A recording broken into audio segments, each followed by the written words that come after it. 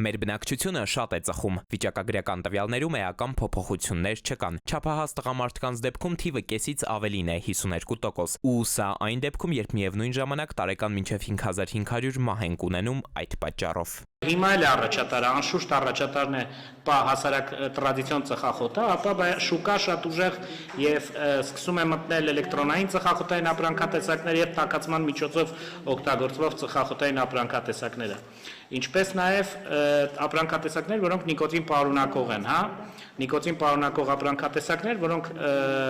նիկոտին են պարունակում, իրականում բնականաբար առաջացնում են կախվածություն, բերում են մարդուն կախվածության եւ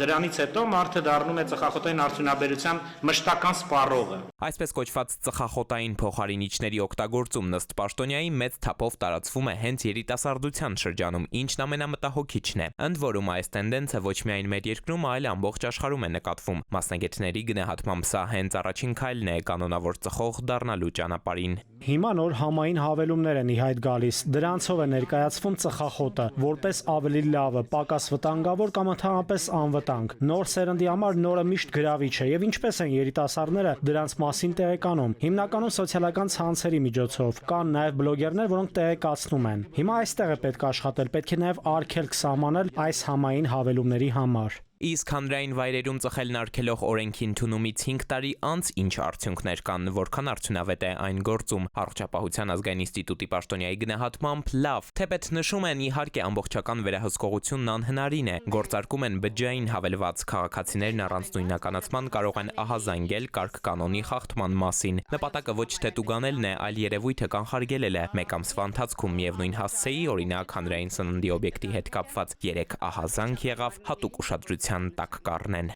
Էդուարդ Պողոսյան, ժամը լրատվական։